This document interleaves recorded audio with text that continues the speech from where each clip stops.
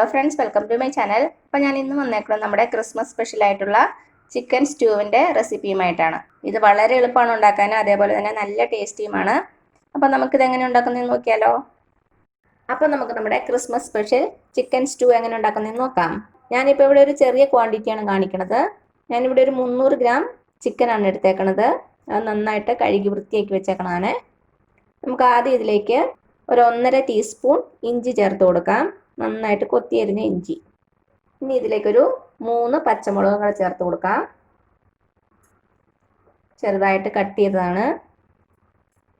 കുറച്ച് കറിവേപ്പില. നമ്മുടെ ചിക്കന് ആവശ്യമായിട്ടുള്ള ഉപ്പും കൂടെ ചേർത്ത് കൊടുക്കാം.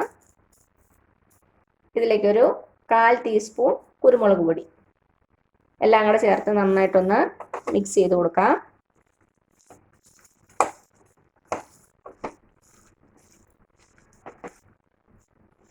എല്ലോട് കൂടിയുള്ള ചിക്കനാണ് കൂടുതൽ ടേസ്റ്റ്.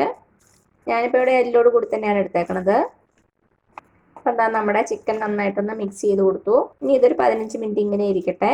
അപ്പോഴേക്കും നമ്മുടെ ചിക്കനിലേക്ക് ഉപ്പും മുളകൊക്കെ ഒന്ന് പിടിച്ച് ഒന്ന് സെറ്റായിട്ട് വരും.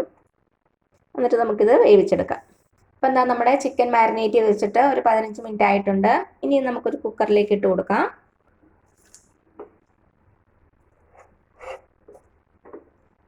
അപ്പം എന്താ, നമ്മുടെ ചിക്കൻ എല്ലാം കുക്കറിലേക്ക് ഇട്ട് കൊടുത്തു. ഇനി ഇതിലേക്ക് നമുക്ക് ഒരു മീഡിയം സൈസ് ക്യാരറ്റ് ചെറുതായിട്ട് കട്ട് ചെയ്തത്, അതേപോലെ തന്നെ ഒരു മീഡിയം സൈസ് ഉരുളക്കിഴങ്ങ് അതും ചെറുതായിട്ട് കട്ട് ചെയ്തതാണ്. ഇത് രണ്ടും കൂടെ നമ്മുടെ ചിക്കനിലേക്ക് ഇട്ട് കൊടുക്കാം. ഇനി ഇതിലേക്ക് ഒരു 1/4 കപ്പോളം വെള്ളം ഒഴിച്ച് കൊടുത്ത് നമ്മുടെ ചിക്കൻ നന്നായിട്ടൊന്ന് വേവിച്ചെടുക്കാം. മീഡിയം ഫ്ലെയിമിൽ 2 വിസിലോളം മതിയാകും. അപ്പോഴേക്കും നമ്മുടെ ചിക്കനൊക്കെ നന്നായിട്ട് വെന്തിട്ടുണ്ടാകും. അപ്പം ഞാൻ കുക്കർ അടച്ച് വെച്ച് കൊടുത്തു. ഇനി നമുക്ക് മീഡിയം ഫ്ലെയിമിൽ 2 വിസിൽ. അപ്പം എന്താ, നമ്മുടെ കുക്കറിൽ നിന്ന് 2 വിസിൽ വന്ന് ഞാൻ തീ ഓഫ് ചെയ്തു. ഇപ്പം അതിൻ്റെ പ്രഷറൊക്കെ കംപ്ലീറ്റ് പോയിട്ടുണ്ട്. നമുക്ക് തുറന്ന് നോക്കാം.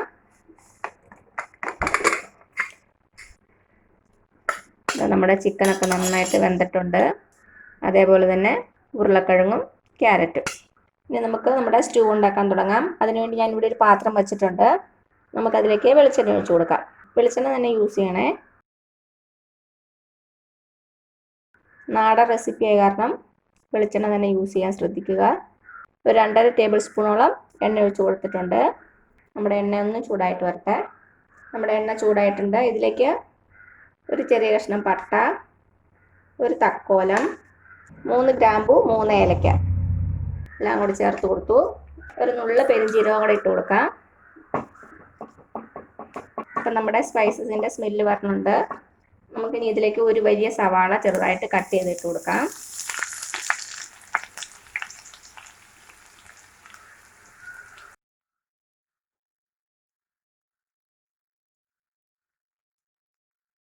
കുറച്ച് കറിവേപ്പില കൂടെ ഇട്ട് കൊടുക്കാം. ഇതിലേക്ക് ഒരു പച്ചമുളകും കൂടെ ചേർത്ത് കൊടുക്കുവാണ്. നമ്മൾ ഓൾറെഡി 3 പച്ചമുളക് അതിൽ ചേർത്തിട്ടുണ്ട്. ഒത്തിരി എരിവുള്ള മുളകാണെങ്കിൽ ഇപ്പോൾ ഈ ചേർത്ത മുളക് ചേർക്കണ്ട. ഒരു ചെറിയ കഷ്ണം ഇഞ്ചി ചെറുതായിട്ട് അരിഞ്ഞ് കൂടെ ഇട്ട് കൊടുക്കാം. കുറച്ച് ഉപ്പും കൂടെ ചേർത്ത് കൊടുക്കുക. ഇത് നമ്മുടെ സവാള നന്നായിട്ടൊന്ന് വാടി വരണം. കളറൊന്നും മാറരുത്. നന്നായിട്ടൊന്ന് വാടി വന്നാൽ മതി. തീ ഒരു മീഡിയം ഫ്ലെയിമിൽ വെച്ചാൽ മതി.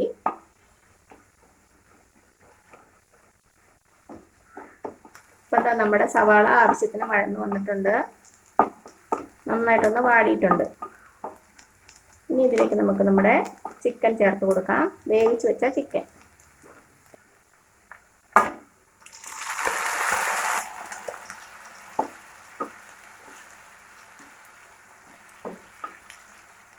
നന്നായിട്ടൊന്ന് മിക്സ് ചെയ്ത് കൊടുക്കുക.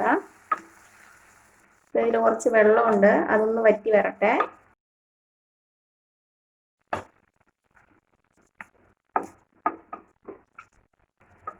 ഇനി ഇതിലേക്ക് നമുക്ക് തേങ്ങാപ്പാൽ ഒഴിച്ചു കൊടുക്കാം. 2 പാൽ. ഞാനിപ്പോൾ ഇവിടെ എടുത്തേക്കുന്നത് 1.5 കപ്പ് 2 പാലാണ്.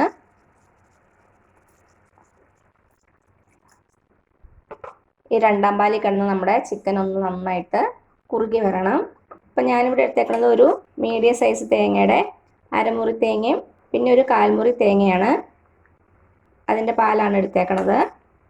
1.5 കപ്പ് 2 പാലും 1/2 കപ്പ് 1 പാലും. അപ്പോൾ ഇത് നന്നായിട്ടൊന്ന് കുറുകി വരട്ടെ, അതുവരെ നമുക്ക് വെയിറ്റ് ചെയ്യാം. നമുക്കിതിലേക്ക് ഒരു 1/4 ടീസ്പൂൺ ഗരം മസാലയും കൂടെ ചേർത്ത് കൊടുക്കാം.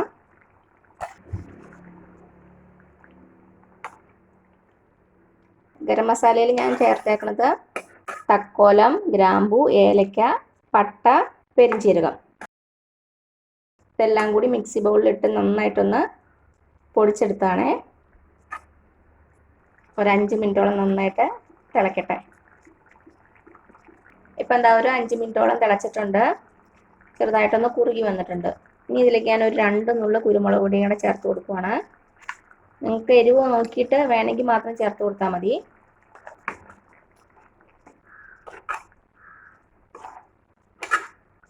ഉപ്പൊക്കെ ഒന്ന് ചെക്ക് ചെയ്ത് നോക്കുക, കുറവാണെങ്കിൽ ചേർത്ത് കൊടുക്കുക. എനിക്കിപ്പോൾ ഇവിടെ ഉപ്പും എരിവൊക്കെ കറക്റ്റാണ്. ഇനി നമുക്കിതിലേക്ക് 1/4 പാല് ചേർത്ത് കൊടുക്കാം. 1/2 കപ്പ് 1/4 പാല്, നല്ല കട്ടിയുള്ള തേങ്ങാപ്പാൽ.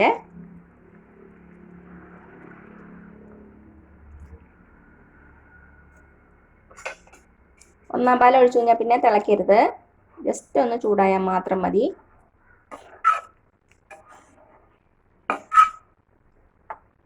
തണുത്ത് കഴിയുമ്പോൾ ഇത് കുറച്ചുകൂടി ഒന്ന് കുറുകും.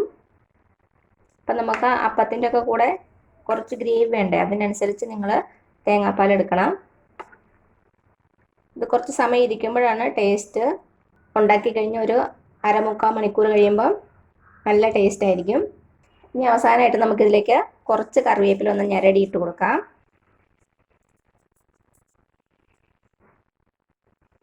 അതേപോലെ തന്നെ കുറച്ച് പച്ച വെളിച്ചെണ്ണ.